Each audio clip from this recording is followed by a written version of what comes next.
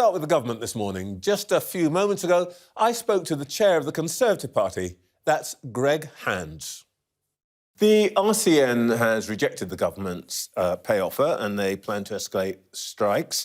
Now, we know you don't want them to strike, but I just want to start by being clear about how high you think the stakes here are. Well, Trevor, do you think lives are going to be lost as a consequence of this strike? Well, I think it will be a serious strike and it will be a challenge. But can I just pick you up on one thing? The RCN leadership effectively recommended the pay offer. It's the RCN membership that voted narrowly to reject it. There are still other unions that are out there still balloting at the moment. Unison, the largest health service union, represents, I think, a third of all Agenda for Change staff. That's the staff affected, has voted in favour. So let's wait and see where the other ballots come in. Yeah, well, you're right about the size of Unison, but that represents all health service staff, as you say. But there are 500,000 nurses who have voted, narrowly or not, they have voted to reject the offer. And I really want to just get started by being clear about what we think the cost of this might be, especially if it is escalated into what is now being called the mega strike, where several different disputes coordinate to strike on the same day, junior doctors and so on and so forth. How serious do you think this is going to be? Well, look, I think the public are very concerned, understandably, and we will do everything that we can, and I'm sure the NHS and management of the NHS will do everything that it can to make sure that that the impact of the strike is kept under control. But I wouldn't be being truthful if I didn't say it will have an impact. Nurses going on strike, it will clearly have an impact, but we think that we've made a fair and reasonable offer, 4% last year, 5% this year, plus lump sum payments starting at $1,250. That is why the RCN leadership and Unison and other unions have actually recommended this offer to their memberships. But let's be clear, you are not going to do anything further on the offer to avert a possible strike. You are not budging.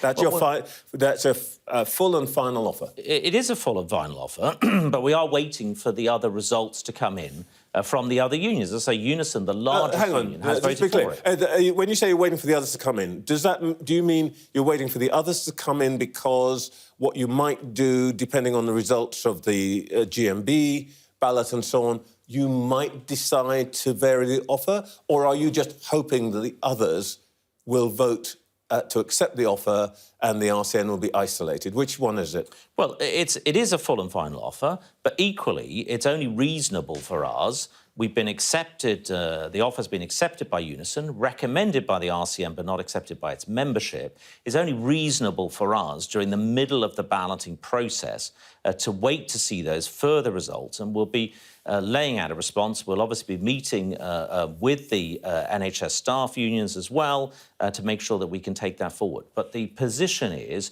that we're waiting to see what the other results are at the moment. And we just urge everybody, this is a very, very reasonable offer. It's fair to NHS workers, it's fair to other public sector workers, and it's fair to the taxpayer. So just to be absolutely clear, and I don't want to say that what you said is interesting, because what you'll immediately do is say, no, I didn't say that. But what I hear here is a government that says, this is our full and final offer, but in a new situation, there may be more talking to be done. Well, look, Steve Barclay has said that his door is always open, so long as, in particular, there aren't sort of preconditions or strikes taking place. You know, we are willing to talk, but this has been something which has been thrashed out with the unions themselves. This 4%, then 5% offer, the 1,250 minimum payment. It's a very, very reasonable offer, Trevor. So both you and the RCN leadership clearly misjudged the temper of the members. But what I'm hearing you saying here is that the government is not set in concrete. It is willing to talk, depending on what the broad set of results in these ballots turns out to be. I mean, Steve Barclay is always willing to talk, so long as there aren't preconditions attached And so long as there isn't the threat of strikes going on at the moment, but as I say, this is a fair and reasonable offer that has been accepted by Unison, has been balloted by others, has been accepted by... Unison represent like a third of the Agenda for Change staff. I mean, it's a big part of it. All right, look, Rishi Sunak was supposed to be all about quiet, effective administration, getting stuff done. But now we've got doctors on strike, nurses on strike, civil servants balloting, teachers balloting again, rail workers out there walking off the job. Now, what all these outfits have in common is that they are ultimately in the pay of the government. It doesn't really inspire confidence when your own employees basically are walking off the job. Well, I don't agree with that. I think Rishi Sunak is doing a very good job overall. He's laid out his 5 priorities of halving inflation, cutting the debt, growing the economy, reducing hospital waiting lists, stopping the boats. Those are the people's priorities. That is what Rishi Sunak is getting on with. I'm letting you repeat the slogans, but my point is you're not going to be able to do any of that if all your employees are out on strike. And here's your problem. Parents can't be sure that schools are going to be open. Commuters can't be sure that there's going to be a train that gets them to work. The patients can't be sure they'll get their operation. We pay our taxes to make sure that you, the government, keep these basic services going. And frankly, I know you want to say it's somebody else's fault, but actually, that's what we pay you for, and you're not doing the job. Why should anybody vote for you in a couple of weeks' time? Because I think the government is delivering on, overall, where the people want us to be delivering on. It's obviously difficult times. No one's pretending this job is in any way easy. The inflation that has been unleashed by Vladimir Putin's illegal and appalling invasion of Ukraine, the but rise there you go in again. energy You're blaming this on Vladimir Putin. Well, I'm blaming inflation. Vladimir Putin didn't vote in the ballot. It's your negotiation or failure negotiation. I'm blaming Vladimir Putin and the increase in energy prices, which is what has driven inflation in the first place. That is why inflation is such a high priority for the government. The halving inflation is absolutely one of our 5 priorities. That is, if you like, the backdrop for why there are increasing pay demands, is to keep pace with inflation. And the inflation is obviously driven. The UK is not alone in this. Okay. Our inflation rate is other countries are also facing very high inflation, similar issues with let me just give this one more go. The nurses did not declare war on Ukraine.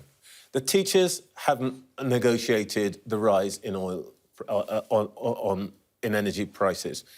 This is supposed to be your job, and all of the people that you pay, who you employ, basically are cross with you, let's put it that way, and they are walking off the job. Well, that's a failure of you as an employer. I don't agree with that, Trevor, actually, because when you look at what's going on in the NHS, for example, there's 6 unions at the moment balloting. I've already mentioned Unison, which represents the largest part, about 1/3 of the Agenda for Change staff. Their members have accepted. There's other unions balloting at the moment. The RCN leadership implicitly recommended the offer. So the position or the situation is much more nuanced than you are suggesting. Actually, the government is delivering. We're delivering what I think are fair offers to public sector workers. 4% last year, 5% this year in the case of NHS staff. Minimum payments, one-off lump sum payment of at least £1,250. That, I think, most people out there will agree is a reasonable offer. We've gone over that, but I mean, I would say that you're also delivering late trains and school closures and also delayed appointments and operations. And that's your responsibility, not anybody else's. Well, it's one of our priorities is to get to grips with NHS waiting lists. And you're right that the strikes do not make it any easier bringing down the NHS waiting list. But nonetheless, that is what we are fixed on. That is what Steve Barclay, that is what the Prime Minister is fixed on as one of the 5 priorities, reducing NHS waiting lists. Wes Streeting has said this morning to us that he thinks that effectively the RCN are in the wrong in their decision not to provide cover for emergencies. Do you agree with him? Well, look, I think we'd like to see the management of the NHS make sure that the impact of the strike be effectively made as minimal as it can be. Notwithstanding this, will have an impact. But we're relying on the management there to deliver a good programme of care. But you're not willing to say that this is ethically a wrong thing to do? Well, it's my job is to, at the moment, I'm waiting to see the results of the other ballots. Yeah? I'm not getting into criticising specific people, how they behave. I'm trying to get a resolution, and Steve Barclay and the Prime Minister trying to get a resolution to this dispute. But as I say, we're waiting for the other ballot results to come in. All right, well, very diplomatic. Let's talk about the other big news from this week. President Biden's brief visit to Belfast. The DUP leader, Sir Geoffrey Donaldson, said, "It doesn't change the political dynamic in Northern Ireland. We know what needs to happen, and he is not going back to Stormont." So what's the point of this visit? Well, I think the point of the visit was to recognise 25 years, the anniversary of the brilliant Good Friday Agreement. That's why Rishi Sunak was in Belfast then as well, was to recognise what has been an anniversary which has delivered a lot for the people of Northern Ireland. Obviously, we want to see the power-sharing government executive back in place in Stormont as soon as possible. We've done what I think is a really good deal on the Windsor framework to solve that issue of the flow of goods from Great Britain to Northern Ireland, a very pragmatic solution-based approach from Rishi Sunak, finding solutions to problems, getting a good negotiation, good relationship with both the European Union and with President Biden and with the Irish government. That is where the solution lies. OK, but the DUP isn't going back. You need the Stormont Assembly up and running because there are issues in education, there are issues in health, and all of that's got to be dealt with.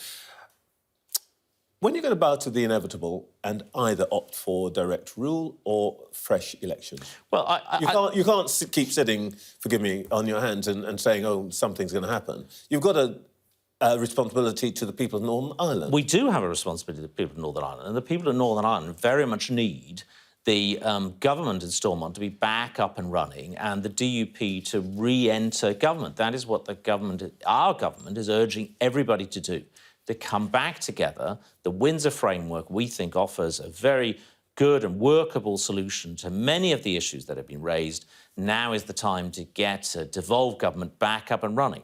But that's work in progress. All right, let's talk about your pledges, and the big one there is stop the boats. The Home Secretary was on this programme recently, and she said this. I think we're making tangible progress in a short period of time, but ultimately, yes, you'll judge us on our record. Let's have a look at her record. She says, judge me by my record. I'm going to ignore the stream of horror that's emerging from our police forces at the moment and just focus on immigration. Prime Minister says stop the boat, but there's still thousands making the crossing each week. There is a deal with Albania, but there have been almost no illegal crossing migrants from Albania returned to Tirana. Nobody has been put on a plane to Rwanda any time so far, and that's not going to happen anytime soon, unless you can tell me differently tomorrow. If you were judging the Home Secretary, what would she be getting this morning? D+? OK, well, D+, maybe? Well, first of all, Trevor, there have been returns to Albania. Yeah, tiny numbers. Well, we're talking about 15,000 people who've crossed, and the numbers are handfuls. Come on. Well, we're getting on with that, and the agreement with Albania, of course, was only signed relatively recently. But working with Albania, it's a combination, Trevor, of taking the sort of tough action, the legislation going through Parliament, which Labour and the other opposition parties have opposed at every point, to make sure that we've got the laws in place to deal with the boats. We've got the agreement with Rwanda. That is working its way through. There's been appeals in the courts to try and stop that. We're working through those appeals. We've got the agreement with Albania. We've got the agreement with France. again set by a much better relationship between Rishi Sunak and the French President Emmanuel Macron. We've got the agreement with Rwanda. We are getting on with it. But, you know, it is work in progress again. And Suella Braverman is doing a brilliant job. There's a lot of work here for lawyers, aren't there? And there's a lot of paper shuffling, moving between here and there. The one thing that isn't moving is illegal migrants back to where they came from. Well, that is why we're putting through the legislation. That's why we're reaching these agreements with friends and allies as diverse as Albania, France, Rwanda. It's actually really getting the government getting to grips with this issue, which is exactly what we're doing, both Rishi Sunak and Suella Braverman. Well, look, I mean, don't take my word for it. Let's look at what the country thinks. When Suella Braverman first came to office in September last year, 76% of the public thought you were doing a bad job. Today, in spite of all you've done telling me about, you know, the agreements you've made and all the rest of it, 83% of the public think you're doing an atrocious job. You are the party chair. You need to do something, don't you? I mean, isn't it time to put Suella Braverman out of her misery, reshuffle her to somewhere else? Not at all, not at all. She's doing a very good job, and it is about... 83% don't agree with you. OK, but... The people have spoken. But I've already outlined, Trevor, how we're getting to grips with the job and how we are passing the legislation, how we are coming to these agreements with key allies, but sometimes these things will take time. And that is why, for example, we are starting returns to Albania. We are getting to grips with it, and Suella is right on top of it. All right. Well, look, you know, the judgment isn't mine and it isn't yours. The judgment is going to, at least, or some part of the judgment is going to be made in less than 20 days' time when you are sending your troops into a local election ballot. Here is the national picture of voting intention. And I think what it will show us is that there is a pretty consistent lead for Labour. Of course, it's been coming off the boil recently. I know you'll tell me that and so on. But this is pretty awful for you, isn't it? Well, no one was pretending it's going to be easy. Last year was a very difficult year for the country, a difficult year for the government, a difficult year for the Conservative Party.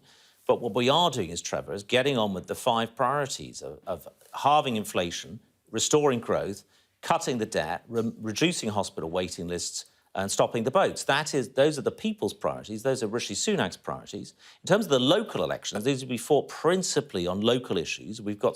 There's a huge number of Conservative councillors up for re-election in a few weeks' time. The Conservatives remain the largest party of local government.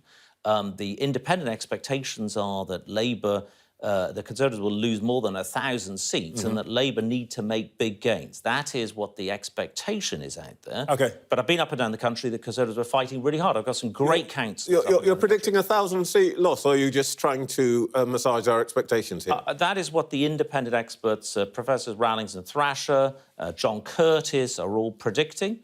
I'm saying we are fighting really hard. I've got some great councillors, great council candidates up and down the country. I've been travelling up and down the country the last couple of weeks, all the way from Ramsgate to Hartlepool, from Accrington to Worcester, campaigning. OK, I've let you do that, but this is odd. You're 1,000 seats, and you seem rather sanguine about that.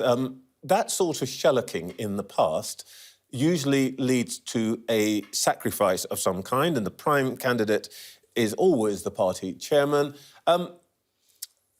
After local elections, are you going to be the person who's going to come in and defend the tonking that you will have had still, do you think? Or will Mr Sunak move you on? Well, let's see, Trevor. But what I would say is that those are the independent predictions from the most credible academic sources that the Conservatives are likely to lose 1,000 seats.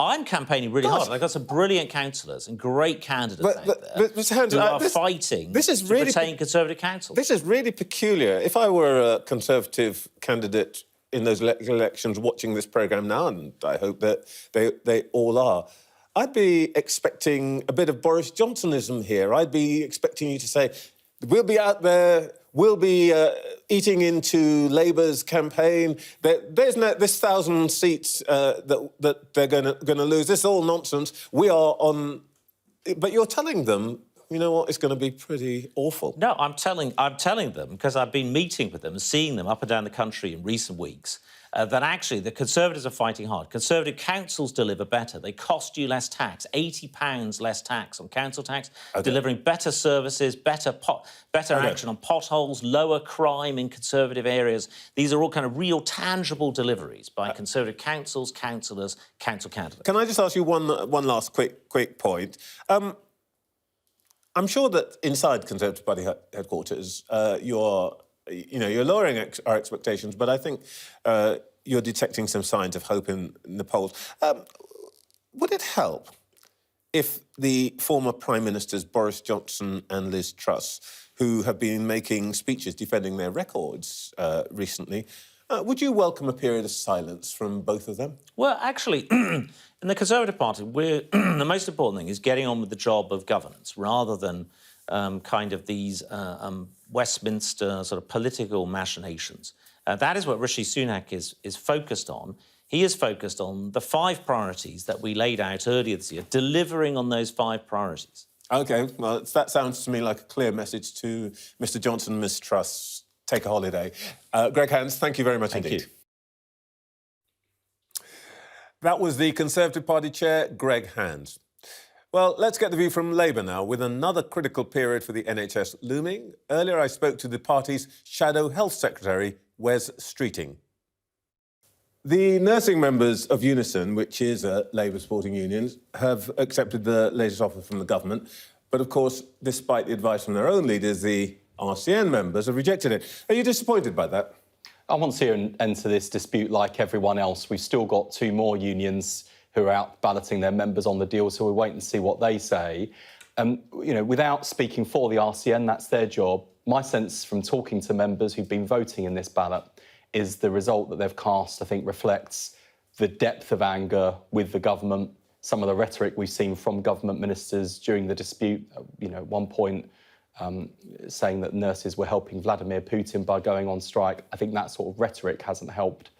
And my fear is that, and I hope this dispute is resolved imminently for this year, my fear is we're going to end straight back here for the coming year's pay round. So I think what the government need to do, more than anything else actually, is to give NHS staff some sense of light at the end of the tunnel. So we're not back here month after month, year after year, because reading the headlines about a year of industrial action, patients can't afford it, the NHS can't afford it. I actually don't think staff themselves can afford it in terms of the pay they lose. So we've got to have a resolution to this dispute. That's the government, but for once the opposition could have an influence here. Would you like to take this opportunity to appeal to RCN members to follow their Unison colleagues and think again? Well, they've obviously had their vote. One thing I would say to RCN, they're talking about an escalation of the dispute through the manner of the strike action they've taken. I think one of the reasons why the RCN has enjoyed widespread public support is that in previous rounds of industrial action, they have gone out of their way, in fact, to say that we're going to protect emergency care, we're going to protect cancer care. And I'm deeply worried about the risk of escalation of the nature of their dispute to remove what known as the derogations, the measures they put in place to protect those areas of care. I'd appeal to them, if they are going on strike again, to continue to protect patient care, because with the junior doctors' strikes this week, we'll see what the actual impact of that was in the coming days. But I'm really worried about patient safety, actually, in the middle of all of this. So for absolute clarity, you think it would be wrong for the RCN to escalate by removing the protection for emergency life-saving care that they extended in previous strikes? Yeah, there just aren't circumstances in which I'm going to sit on your programme and say I think it's right to remove cover for emergency care, for cancer care. I think that would be the wrong thing to do. I think the government have got to now bend over backwards to resolve the disputes, not just in relation to nurses, by the way, but junior doctors, because they're making the same mistakes all over again. We saw months and months of no negotiation with nursing, which led to disruption, but also a tremendous amount of bad will and bad feeling towards the government in the nursing profession. They're making the same mistakes all over again with junior doctors now, where even after 4 days of strike action this week, which was far more disruptive than the nurses' strike, there are still no negotiations, and I cannot for the life of me understand why Today we've got the Health Secretary writing in The Sun saying he's worried about patient safety. Well, you know, it's no point writing to a newspaper like an agony aunt. You're the Health Secretary. Show some leadership. Let's talk about that. The junior doctors' pay demands around about 35%. It'll cost 1.65 billion gross. Labour's always very keen to tell the government to get round the table. Let's suppose you're the Health Secretary and you're round this mythical table. Would you accept the 35% demand being on the table? Would you accept that that's something that you would negotiate at that level? Well, I've been very upfront with the BMA in saying that a 35% demand is not something that I would be able to deliver if I were the Health Secretary today. So what's the point of getting around the table? Because they're saying they're not coming to the table unless the 35% is on the table. I'm not sure that they are saying that. I heard them on the telly yesterday saying exactly that. To be fair of the BMA, and we're not always uncritical of each other, I think what they've said is they've made their 35% pay claim. They've explained why they've reached that figure. But what they have said is they're not setting preconditions for talks. And I think one of the things that we've surely got to have learned from the nurses' strike is don't set preconditions for talks, just sit around the table and talk and negotiate. And let's see if you can try and meet somewhere between the government's position of no compromise and the BMA's position, which is 35%, but a willingness to compromise. So actually this is a message to the junior doctors, which is to say, drop the insistence that the government must have the 35% quote on the table, and to the government, drop all preconditions. Basically, what you're saying is, everybody stop saying, I'll come to the table if. Yes. Let's get to the table. Drop preconditions. Just sit down and negotiate, because it's not in patients' interests for this disruption to continue. It's also not in the interests of staff. You know, NHS staff on picket lines do not want to be there. They want to be at work, serving their patients. What they do want, I think, is fair pay and some light at the end of the tunnel, that the terrible conditions they're working in the NHS are going to improve in the foreseeable future. And I think it's that sense of hopelessness and desperation that's been reflected in the ballot results that we're seeing. Now, the doctors have been pretty clear about what they want. You've also been clear that a Labour government would demand reform if it were dealing with the situation now. One of the doctors' leaders, the BMA chair, Philip Banfield, was on this programme a few weeks ago. Here's what he said about you. He said, I met with Wes Streeting this week and we had to agree to disagree that he doesn't understand general practice. Labour has a lot of work to do between now and an election. We've offered to help them with that and we'll do business with anyone who has the right policies. Now, do you feel any more clued up about general practice since you've met him? Has he given you a little seminar? Let me tell you what I see in general practice, which is despite 1 million more appointments being provided by GPs since pre-pandemic levels, we still have a situation where people are struggling to get access to a GP, still scrambling to get through at 8 a.m. in the morning to book an appointment, as if we're still living in the 20th century rather than the 21st. And people often, especially those with ongoing medical conditions, struggling to see not just a doctor, but the same doctor for that continuity of care. And we've got to change the situation for patients primarily, but also for people working in general practice who I think are increasingly burned out and demoralised.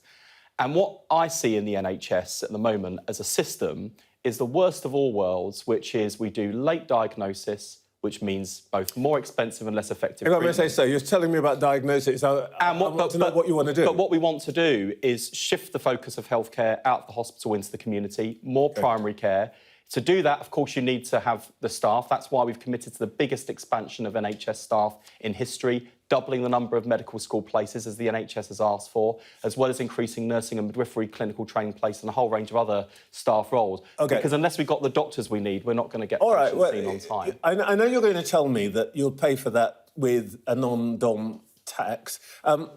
Just very quickly, the non-dom tax, by my reckoning, is now paying for your 7,500 doctors. It's also paying for breakfast clubs in schools. I think it's also paying for police officers. Now, of course, you can get into a room and fight with Yvette Cooper for a No, so two things, Trevor. You can fight for... It's paying... How much is this... this is a kind of magical expanding No, it's tax, not. isn't it? No, it's not. I'm glad you asked this question. So, two things it's paying for. It's paying for the biggest expansion of NHS staff in history, £1.6 billion. It's paying for the expansion of primary school breakfast clubs to every primary school. And that's met within the more than £3 billion spending envelope that provides. And all of Labour's policies at the next election are going to be fully costed and the windfall tax is paying for everything else, is it? The windfall tax is obviously paying for measures to help with people's energy bills, which is the right thing to do. OK. And there is a running theme here, Trevor, which is not only are our policies fully costed and fully funded, but there's fairness baked into how we pay for it. Because under the Conservatives, we've got the worst of all worlds, which is working people being clobbered with higher taxes that they can't really afford. And we've gone from low growth to zero growth in the economy under the Conservatives. OK. There is a question about whether there'll be any non-doms left, because the numbers are shrinking every time you say that. We always hear this, right? That we hike up taxes on working people effortlessly. But the moment you say, let's ask people with broad shoulders to pay, the Conservatives start crying over their coffee to say, but they can't afford it. I mean, cry me a river. I'm just making an observation that the numbers are shrinking 10% year by year, because every time you say we're going to tax you, they decide not to come here. But let's talk about Labour's own campaign. You put out this ad campaign attacking Rishi Sunak on a series of fronts. Was that a mistake? No. Here we are.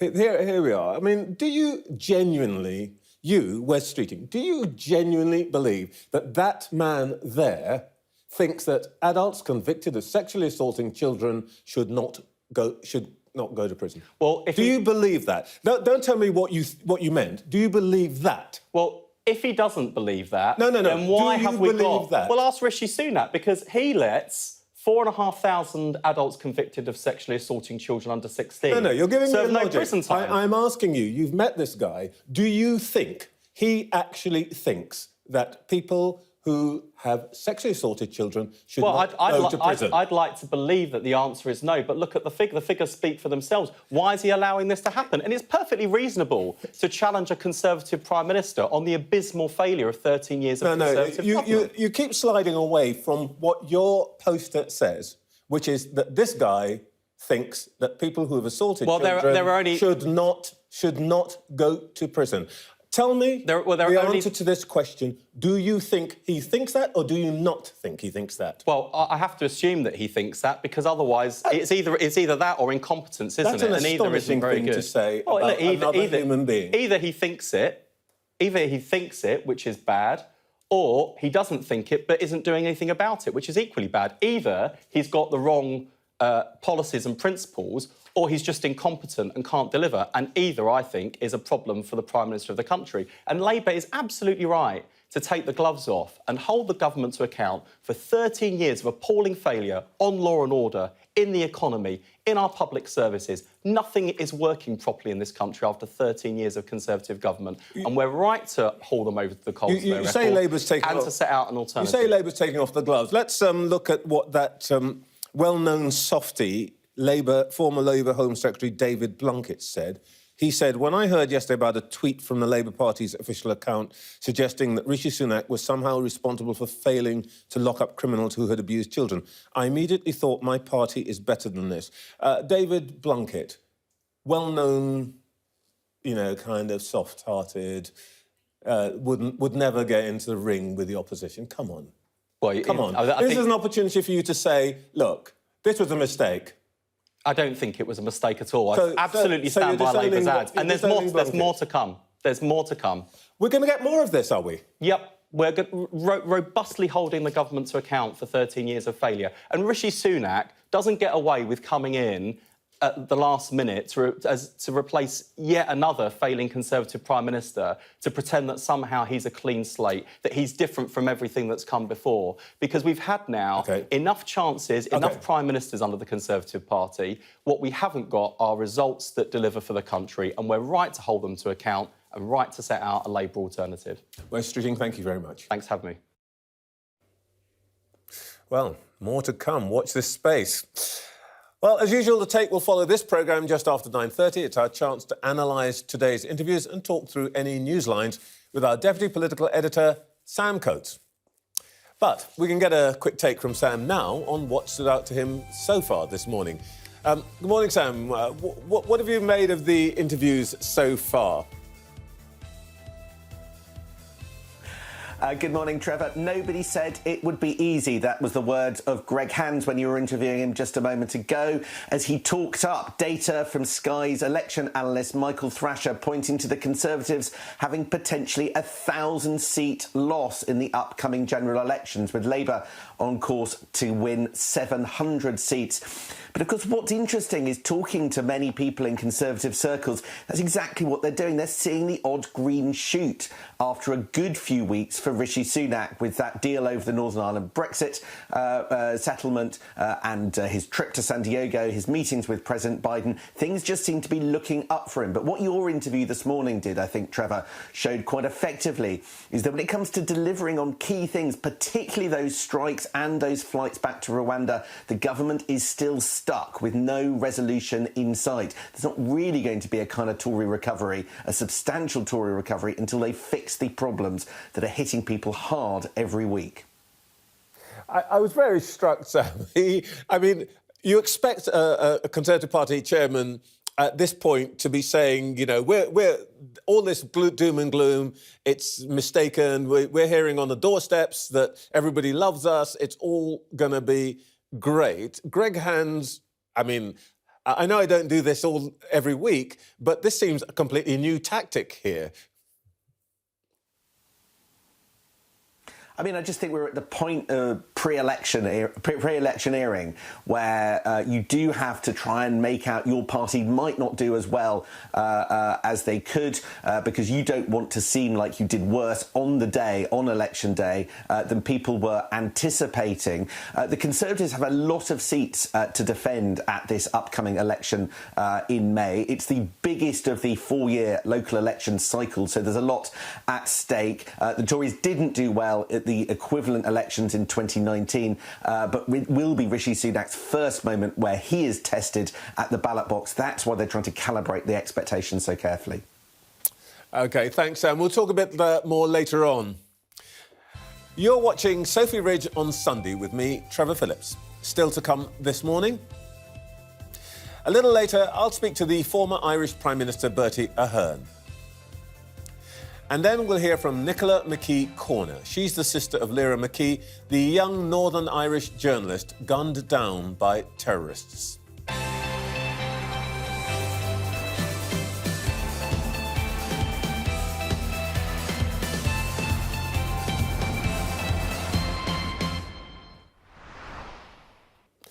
First, though, let's turn back to the plight of the National Health Service. On Friday, 2 major unions were split on the pay offer from the government. Unison, the biggest union, accepted, but the Royal College of Nursing members rejected it. That means yet more nurses' strikes. Next up, over May bank holiday for 48 hours, and including emergency care. And that's in addition to the increasingly bitter dispute with junior doctors. So how will the NHS cope with the now deepening strike crisis? The NHS Confederation represents the whole healthcare system in England, Wales and Northern Ireland. And its Chief Executive, Matthew Taylor, joins me now. Good morning, Matthew. Good morning.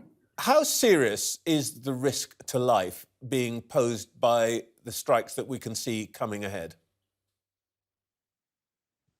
Well, there are 2 elements that I think are particularly concerning to us. The first is the RCN are excluding from derogation. The derogation is the way in which trade unions agree that they will cover certain key areas that are involved in protecting life and limb. And the RCN have said that some of those areas will not be covered in their next strike. That includes, for example, emergency services. And we're also concerned about the speculation of the possibility of a combination of junior doctors and nurses' action. So both of these things would be a significant escalation, and it's very difficult to see how either of those things wouldn't endanger patient safety and dignity. You're saying that you think that specifically because of these tactics, there is an elevated risk that people will die? Yes, I think that the whole point about escalating industrial action is it becomes tougher to handle. It's trying to send a stronger message. It's important to recognise that we understand the anger of nurses, we understand the anger of junior doctors, and they're concerned not just about pay, but about conditions of work. But in relation to both the disputes, in terms of junior doctors, Trevor, we called last week for ACAS to be involved because there seems to be no basis for the junior doctors and the government to talk to each other. The BMA have agreed to that. We encourage the government now to call in ACAS, so at least talks can start. And in relation to the RCN, as you know, the trade unions, the NHS trade unions, work together as a group through the NHS Staff Council. Unison voted in favour of this deal. We have to hear from other unions, Unite GMB and others, and we would encourage the nurses to wait until we have the collective view of the NHS trade unions before deciding what to do next. There's obviously a hope, I think, both on the government side and possibly even amongst some people within the RCN that the votes that we'll hear the results of this week will change the situation, and that in practice what will turn out is that irrespective of the RCN ballot, that actually the money will end up, that they'll vote to accept, and that the money will end up in people's pay packets and things will settle down. But I just want to stick for a moment with this issue of the abandonment of derogations. Is there a sense in which we're now in a very dangerous situation in which, if you like, the ethical boundaries of the industrial relations conflict have been broken in some way, that the things that everybody would accept or previously accepted as a boundary beyond which you do not pass has now been erased? Well, certainly, as I said, Trevor, when we're talking about escalation, when we're talking about the derogations that have been respected in the past being excluded in this industrial action so that it does affect, for example, emergency services. And when we're talking about the possibility of combined industrial action, this does take us into uncharted territory. And it means that the people that I represent will have to spend a great deal of time doing the detailed planning, the detailed negotiation with trade unions locally to try to ensure that we can protect life and limb. So none of this is welcome. So however much we sympathise with the case of the doctors and the nurses, and however much we continue to press the government for a proper workforce plan, something we've been arguing for years and continues to be delayed, we do want to avoid this industrial action. Because the other thing I think I'd say, Trevor, is yes, we can focus on what happens on those days of industrial action. I was in a hospital last week. The hospital was coping pretty well in terms of emergency cover with the junior doctors on strike, but I spoke to surgeons on the surgical ward, the consultants there. They were keeping things going, but they were aware that every day more people were being added to their lists because of cancelled outpatients appointments and cancelled operations. And that kind of harm that comes from people having a cancelled operation, a cancelled appointment, it may not be immediately life-threatening, but it can still have a huge impact on people.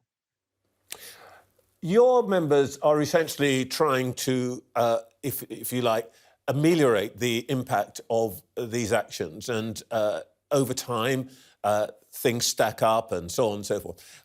Is there a point beyond which essentially you can't do belt and braces, you can't bootstrap, where actually the service collapses? I don't think the service will collapse. I think that the NHS, throughout its history, as we approach its 70th birthday, I think we cope with anything that is thrown at us. But are we able to provide the level of service that we want? No, we're not. And as the nurses and junior doctors would point out, this is the case even when we don't have strike action. So whilst we've seen some good figures last week, we're reducing the people who've had to wait more than 18 months for operation to almost zero. There's been an improvement in diagnostics, getting closer to some key cancer treatment targets. We also heard last week of 10% of people waiting more than 12 hours to be seen in emergency departments. So, the NHS has been run down, it's been underfunded, particularly in relation to capital investment in terms of workforce. So we're not always able to provide the care that we want, but we are able to make progress. I think what's heartbreaking for the people I represent is that they're doing that work, they're making inroads, they're seeing progress, we're starting to get closer to our targets, and then these days of industrial action really knock us back. Let's suppose that we actually, at some point, do get a settlement, let's say in the next few months. How long do you think it will take the NHS to recover from the disruption of the last year? Well, as I said, we are starting to make progress. I think with a fair wind, if the industrial action wasn't taking place, we would continue to make that progress. And I think a critical thing now, Trevor, is preparing for next winter. As your viewers will recall, we've had a really very, very tough winter. We had a combination of flu and COVID and situations in parts of the health service that none of us wanted to see. So I think we've got to make further inroads into those people who've been waiting a long time to be seen. And we've also got to do the preparation and have a better winter so that we are able to continue to make progress. So I'm confident about the NHS in the medium term if we get the resources, if we get that workforce plan. But it's tough because every day, Trevor, we have to meet high levels of demand driven by things like population, ageing public health challenges, at the same time as making inroads into that backlog. And that is a difficult job day in, day out, but it becomes almost impossible when you're dealing with industrial action as well. Matthew Taylor, thank you very much for your time this morning. Thank you.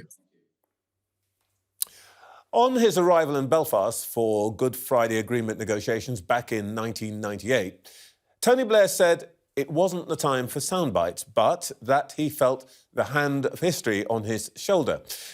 He's been mocked for that, but it was, of course, a truly historical achievement by all involved.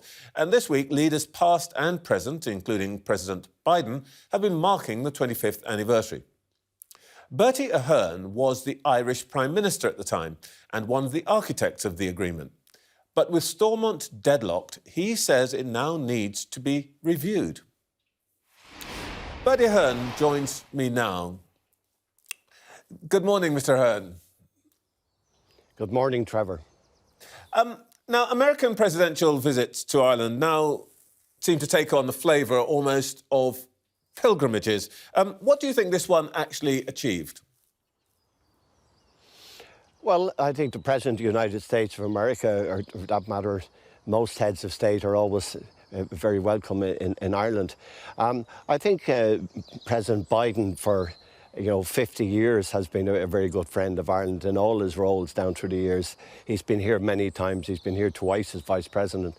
And I think, that he addressed the Dáil, building up that relationship with the parliamentarians of today, moving around the country as he did from Northern Ireland to the border counties where his relatives come from, to the west of Ireland, and meeting fairly well, huge amounts of people from various organisations.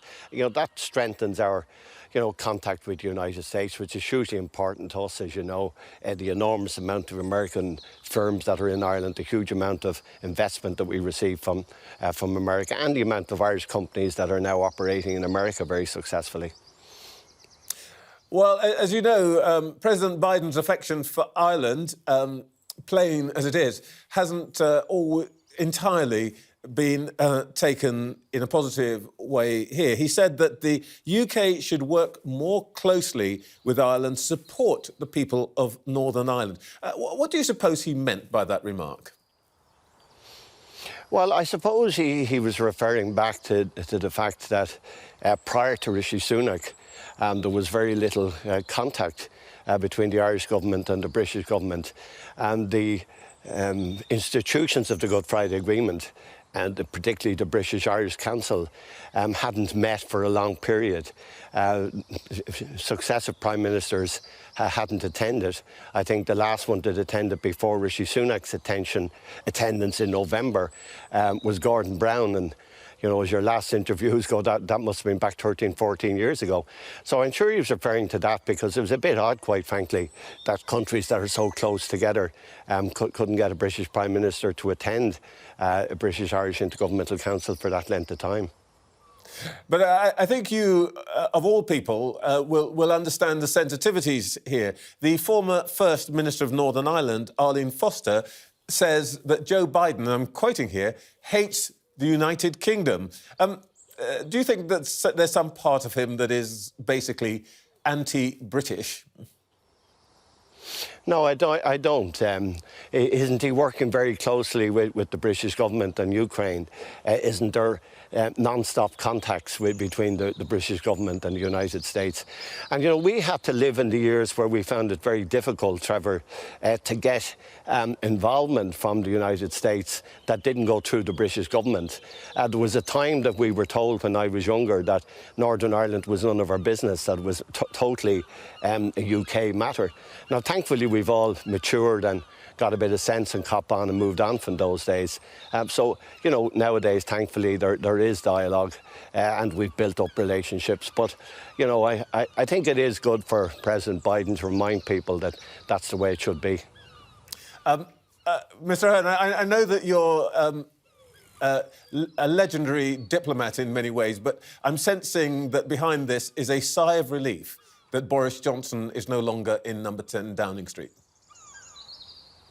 No, to be honest, it doesn't really matter, Trevor, to me who the Prime Minister of the United Kingdom is. That's a matter for the United Kingdom. But you'll appreciate that we found it very difficult to deal with Boris. He seems to be a very colourful guy and a very nice guy. But, you know, we had the trouble with the backstop, we had the trouble with the protocol, we had a lot of trouble with Brexit in the first place. Quite frankly, I don't think we would have had the institutions in Northern Ireland down on and off for the last 6 or 7 years if it hadn't been for Brexit. And it's caused us untold difficulties and problems. But, you know, we try in Ireland to live in the future. We try and get on with things. And, you know, I think what we now need to do is Rishi Sunak as Prime Minister. He has really done a good job in our estimation here in the last 6 months. He has invigorated the efforts to get everything working in Northern Ireland. A huge amount of positives have come out of the Good Friday Agreement. It's not just in terms of the peace, but an enormous amount of the various parts of the agreement, the legislation, the demilitarisation, you know, dealing with the prisoners, you know, dealing with so many of the north-south issues have gone away. We now are left with the political one, with the institutions. And in fairness to Prime Minister Rishi Sunak, he's really trying to resolve that matter. The Windsor Framework, I think, nearly solves all those issues. There seems to be a few outstanding ones that have to be resolved. And I hope to meet the Prime Minister on Wednesday, because this week in Northern Ireland, all of the people who were involved 25 years ago, including Tony Blair and President Clinton and Hillary Clinton, and all will be in Northern Ireland for the next 3 days. So hopefully we'll have a chance of being able to communicate with each other. Well, as one of the architects of that agreement, and as you say, you'll be meeting with the other people who made this happen, will there be a tinge of disappointment in that group, you, Clinton, Blair and so on, that a quarter of a century on, the devolved government is still in abeyance? Yeah, that is a disappointment, Trevor. It's we set up the system based on power sharing, where everything has to be agreed on a cross-community basis. Now, the problem for us that's been difficult, and if one side are unhappy with something, they can pull out. Now, that's what at the top of your piece there, you said, where I said there should be a review. I think you can't have a situation in a democracy, you know, that every time somebody is unhappy with something, that they can just pull down the institutions. You can imagine if that was to happen in Westminster or happen in Dáil Éireann. So we have to try and find a way of dealing with that. And, you know, if we've brought it down in different things over the years. And the last time when Sinn Féin were involved, it came down over Cash for Ash, which was an environmental grant system. This time it came down effectively over an issue to do with Brexit. But we have to try and find a way that it only comes down when there's elections, and we have to find a resolution to that. But it has to be done on cross-community basis. Northern Ireland is still a divided society. We've made a lot of progress, but there still are problems of integration. And so when we make any fundamental changes, if it's not in cross-community consensus, in my view anyway, everyone doesn't agree with me, that it has to be done by agreement, and it's the only way we'll make progress. But that is the disappointment. I think I'm happy with so many things we did 25 years ago, but the institutions not being up and running is very unsatisfactory. Well, you know, one of your triumphs was that you had to deal with what I suppose many people would say is one of the most difficult personalities in Irish politics, indeed politics anywhere, the Reverend Ian Paisley, and you got it across the line. Bearing in mind that experience, what would you be saying to his successors in the DUP now when they say we're just not going back into the institutions until we get our way on, for example, the protocol? Well, politics is the art of compromise, and I dealt with the late David Trimble for a long time, and as you've said, the late Ian Paisley. And all the time we were able to make the progress because we were prepared to compromise. Then you've had, First Minister Mr. Robinson come in with Martin McGuinness, and I think Peter Robinson, Martin McGuinness, I think ran the institutions very, very well. And it was on the basis of compromise. It was on the basis of trying to see where they could get a middle ground. And you do not make much progress in politics if you don't do that. And I think we have to get away from, this is the position and no other position is satisfactory. I mean, it's not tenable or sustainable, and it's not in the interest of the people in Northern Ireland. There are huge issues in Northern Ireland, as there is everywhere else, and including here in Dublin. But, the only way of dealing with them is... I can't let you go away without asking a question which I suspect our viewers in Ireland would like to know the answer to. There have been a lot of presidents wandering about the British Isles in the last couple of weeks, and more to come with Clinton and so on. Now, the Irish President, Michael D. Higgins, will step down in 2025. I note that you've recently rejoined your Fianna Fáil party. Are you going to be the party's candidate for president next time round? I'm a member of the Council of State, Trevor, and I work, advise the President whenever he seeks our advice. He's 2.5 years to run. I'm a big supporter of the President, and traditionally in our protocols we don't get into that issue till about 5 or 6 months before the election. So the answer to that is all in the future. I'm not hearing a no. Thank you very much, Mr. Ahern. Thank you, Trevor, and good morning to you. Morning to you. Lyra McKee was just 29 when she was murdered by terrorists while reporting on riots in Northern Ireland. As politicians gather to mark the 25th anniversary of the Good Friday Agreement, I'm very pleased to say that we are joined by Lyra's sister, Nichola, to talk about her life and legacy. Good morning, Nichola. Good morning, Trevor. Lyra is being awarded a posthumous medal tomorrow. Can you tell us a bit about that, please? So, the Chancellor of Queen's University Belfast, who is Hillary Clinton, she has been asked to give Lyra a medal, a Chancellor's medal, and it's for recognition for the civic services that Lyra was involved in during her lifetime here, and for the work that she did to try to encourage peace and greater inclusion in our society. If I may say, Nichola, I understand this is not always the easiest conversation for somebody in your situation. So please take your time. Would you mind, for those viewers who are not completely familiar with the story, telling us what Lyra was doing and how she met her end? Well, Lyra was an investigative journalist. She began her career in journalism when she was very young, when she was about 15. She was involved in a children's charity called Children's Express, where they work with young people from all different backgrounds, cross-community, and encourage them in the fields of the media. And it was journalism that Lyra found a love in.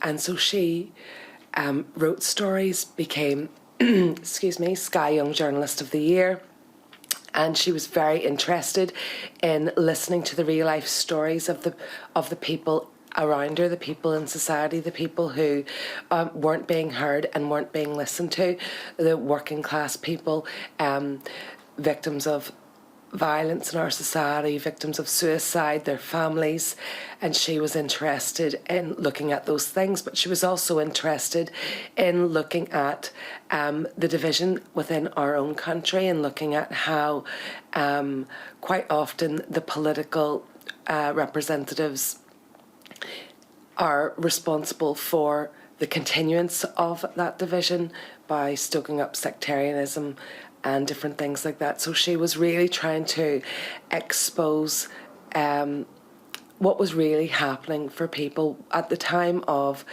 her death, she was investigating the disappearance of young boys who had gone missing during the Troubles here in Northern Ireland. And the police had obviously looked into it, but had not launched the investigation that perhaps they would have launched had it not been for the distraction of the Troubles, which of course you will know that people were being killed quite frequently, shot, there were bombings happening here, and so the resources within policing were being targeted towards trying to deal with that violence. And Lyra was very interested in the story of these boys because she wanted to be able to bring their families closure, because they had gone out to school in the morning and didn't come home that evening. No one ever saw them again once they were at the bus stop, and those boys and other young people like that have never ever been recovered, and we never hear those stories. Lyra was interested in the stories that we never get to hear about because nobody seems to want to tell those stories. And they were the people that she was interested in. At the time of her murder, she was in Derry, Londonderry. She had just moved there, and obviously she was still a journalist. And as you can see from some footage from the news at the time, that she was looking at the riot through the eyes of a journalist, and she would have been probably very interested in what would encourage young people to become involved in that kind of violence, because she was so interested in the needs of the working class. We're working class people. We were brought up in a working class area. I still live in the same working class area, not too far from where Lyra was born. And she was interested in the story of our people because nobody was representing the working class people, and she was still doing it up until the day that she was killed, tragically. Nichola, you've described eloquently, I think, the body of Lyra's work, and that's partly why she became the Young Journalist of the Year. And I think everybody who is in journalism will understand the quality of that work. But she's also, in some ways, become, I think, iconic for young people, particularly in Northern Ireland, but also, I think, actually in the island of Ireland. What would you say she would be saying to a young person who might be interested in a career in journalism, but who has seen, if you like, the ultimate downside of her kind of desire to expose truth and the danger that some journalists encounter? What would she say to a young potential journalist now? Well, I think that she would say, if you love it, then you must do it. Because I know that she loved it, and that was why she felt the need to do it. And I think that she would encourage other young people still to become involved. There is a bursary with the Centre for Investigative Journalism, the Lyra McKee bursary, and lots of young disadvantaged people have received training in journalism through that bursary. And some of the success stories emanating from that bursary in Lyra's name have been phenomenal. young people getting stories published and picked up by big media agencies, and one of the graduates from the scheme actually started their own news platform to share the stories within their area. So I know that she would be absolutely behind any young person that wanted to get into journalism. I know from our history here in Northern Ireland and our life experience here is that someone coming out onto a street at a riot with a gun it's almost never happened. Almost never happened. It should never have happened, but it is a very, very unusual thing to have happened. I don't think people appreciate how unusual that was. You know, these kind of riots and disturbances are quite commonplace at different times of the year in our country, unfortunately. But someone coming out, a gunman coming out onto the street, is a very unusual occurrence during a riot of that nature. So I think that while Lyra was very, very mindful of the risks that she took as a journalist, she still took those risks because she still felt the need to tell other people's stories and to enable their voices to be heard through the work that she did. Nichola, Sky will be following that award tomorrow, and I think everybody watching and everybody here at Sky will be with you in spirit on that, in the hope that out of such an awful, awful moment, something good will come, as you've just been describing. Nichola, thank you so much indeed for joining us. Thank you very much, Trevor. Thanks for inviting me. Have a lovely day. That is it for this week from Sophy Ridge on Sunday. In a moment, after the break, we'll run through today's interviews, see what we learned, and I'll be joined, of course, by our Deputy Political Editor, Sam Coates. Thanks for joining us this Sunday morning.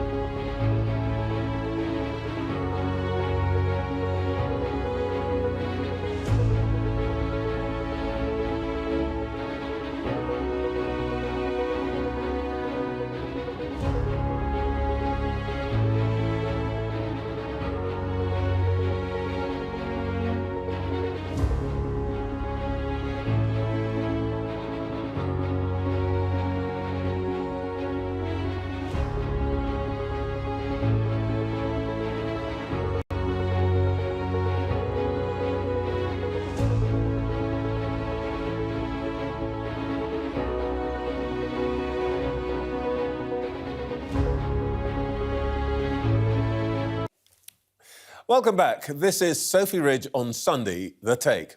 This morning with me, Trevor Phillips.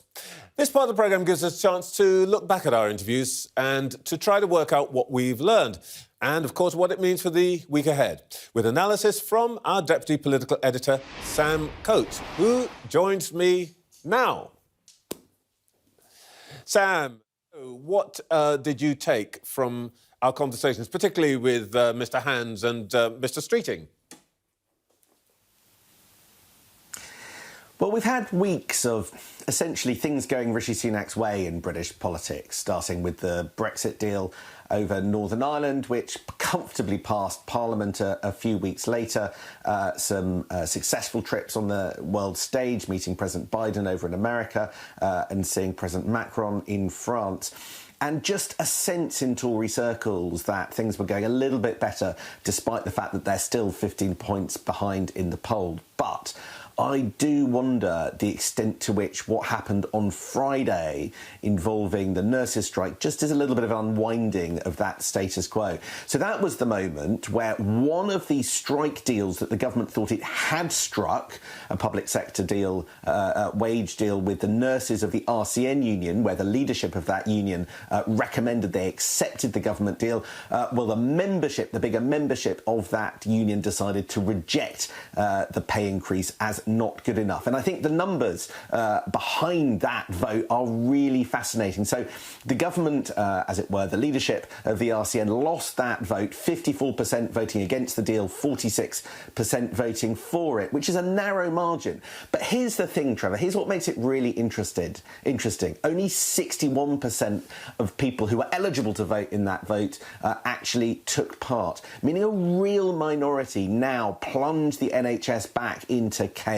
You've got strikes coming back that weren't expected at the end of this month on the 28th of April for a couple of days then, and the prospect of more coordinated action through the public sector in the months to come, in addition to school strikes, which start once again a week on Thursday. So that carefully honed reputation for competence that Rishi Sunak was building up, well, a bit of that just looks like it might be undone by the subject of public sector strikes, by the decisions of public sector unions, just making people's lives more difficult with no end in sight. Well, let's get into the detail here, because it's been reported this morning that the main nurses' union, the RCN, will balance its members on whether they support a mega strike, potentially affecting hospitals across England. That's a strike which involves all sorts of people at the same time. Now, I pressed the Conservative Party chair, Greg Hands, on the repercussions this might have. Well, look, I think the public are very concerned, understandably, and we will do everything that we can, and I'm sure the NHS and management of the NHS will do everything that it can to make sure that that the impact of the strike is kept under control. But I wouldn't be being truthful if I didn't say it will have an impact. Nurses going on strike, it will clearly have an impact, but we think that we've made a fair and reasonable offer, 4% last year, 5% this year, plus lump sum payments starting at $1,250. And the Shadow Health Secretary, Labour's Wed Streeting, we also talked to, he says it appears that the Royal College of Nursing and government are getting ever further away from settling the dispute. Without speaking for the RCN, that's their job. My sense from talking to members who've been voting in this ballot is the result that they've cast, I think, reflects the depth of anger with the government. And my fear is that, and I hope this dispute is resolved imminently for this year, my fear is we're going to end straight back here for the coming year's pay round. So I think what the government need to do, more than anything else actually, is to give NHS staff some sense of light at the end of the tunnel. So we're not back here month after month, year after year. And the head of the NHS Confederation, Matthew Taylor, explained how the escalating strikes by the RCN could impact the health service and patient safety. There are two elements that I think are particularly concerning to us. The first is the RCN are excluding from derogation. The derogation is the way in which trade unions agree that they will cover certain key areas that are involved in protecting life and limb. And the RCN have said that some of those areas will not be covered in their next strike. That includes, for example, emergency services. And we're also concerned about the speculation of the possibility of a combination of junior doctors and nurses' action. So both of these things would be a significant escalation, and it's very difficult to see how either of those things wouldn't endanger patient safety and dignity.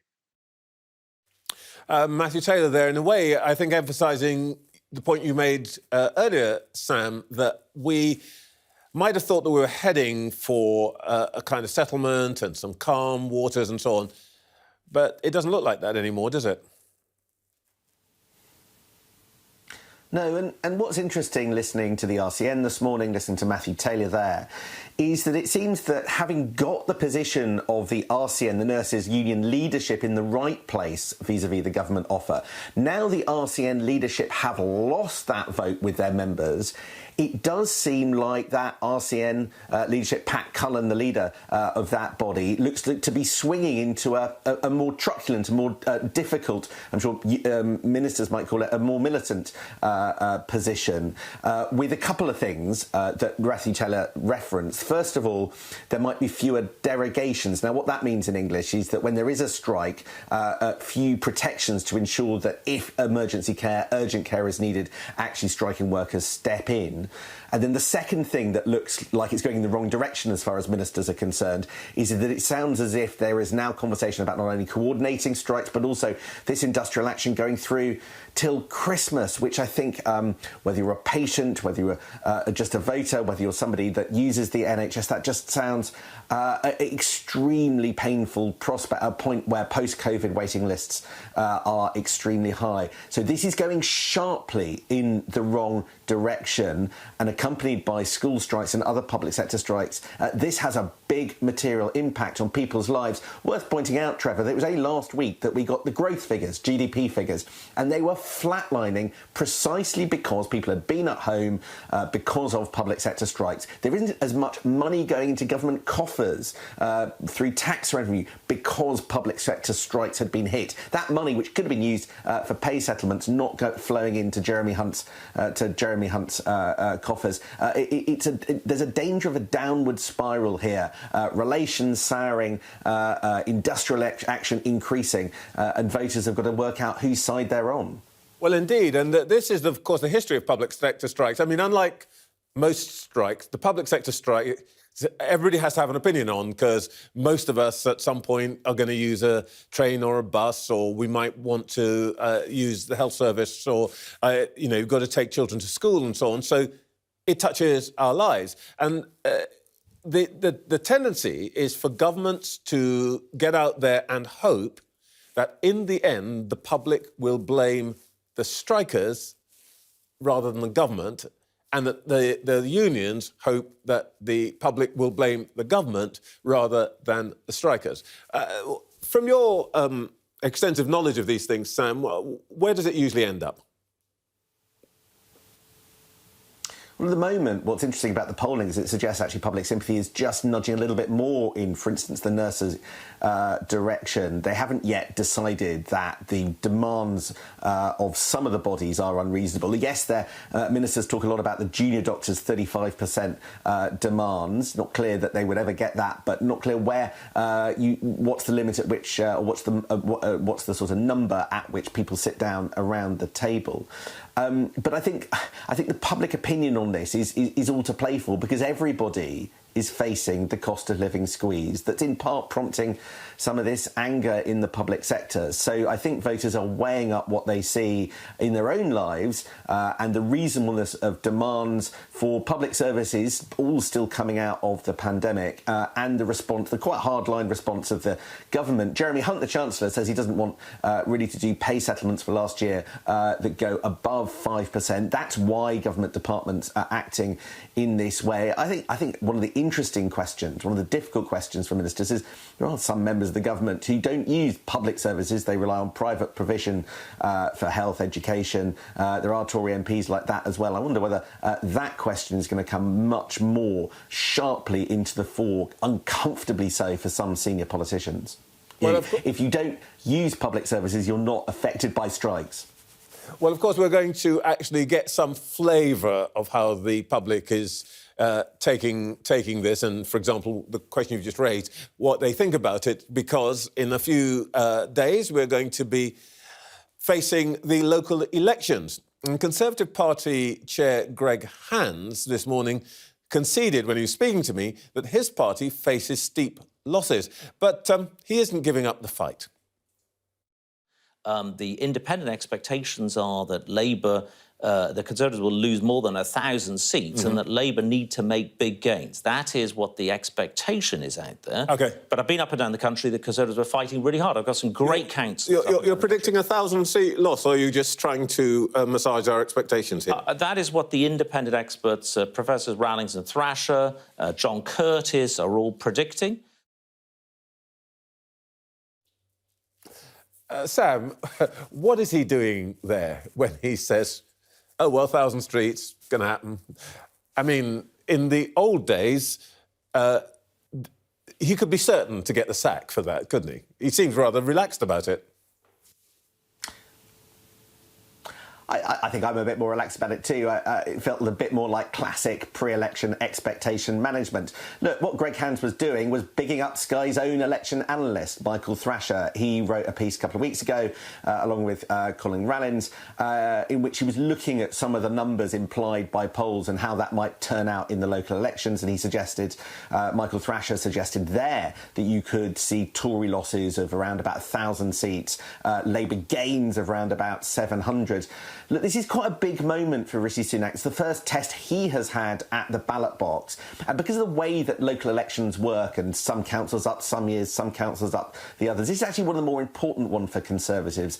I think the Tories are defending, they've got 85 councils that they're in full control of. And I think people will be looking to see whether they start losing control of those councils, not just in non-urban areas, but elsewhere as well. And we'll be looking at the kind of composition of how the votes shake down. In other words, is it the case that Labour is doing better in the Red Wall? Is it the case that the Tories are losing not only in some of the areas that they won for the first time in 2019, but also in some of those historically, traditionally Conservative areas? Now, in the event that the Tories do badly, they'll say that local elections are no predictor for the general election, which is expected either the spring or the autumn of next year. But I think they'd love to claim something slightly better than that, because I don't think that anybody's first judgment at the ballot box, any Prime Minister would like that to be a damning one. Well, that's definitely one to watch. And by the way, Rawlings and Thrasher, you know how old I am, Sam. When I first started covering local elections 40 years ago, Rawlings and Thrasher were doing it then. I mean, these are the top line, these pollsters. But do you think that in reality that these local elections are really going to tell us anything? Will they, for example, tell us anything about the impact of Labour's online attack ads and the controversy over that? I'm not sure that the Labour social media attack ads had very much reach up and down the country. They seem to be a phenomenon largely on Twitter, and that seemed to be largely a Westminster conversation. But do these local elections matter? Well, let's see what the results are. But there's one big difference between how they work normally and this year, which is that the elections take place on the Thursday. Sky's results programme, which you'll be watching, will take place on the Friday. But Saturday is the coronation, effectively putting to an end, or certainly pausing the political conversation about the fallout from those local elections. So there's going to have to be some pretty big, decisive, dramatic messages sent by the voters for them still to be of interest the following week and to have more repercussions. The fact that Rishi Sunak's challengers within the Conservative Party really have been somewhat muted after their defeats on Brexit, I think that does mean that Rishi Sunak is in a stronger place in his own position, making it easier probably for the Tories to get away with a bad result. OK, well, that's it from Sam, but you can see lots of Sam on those local elections in a couple of weeks' time. But from this morning, that's it from Sophy Ridge on Sunday, The Take.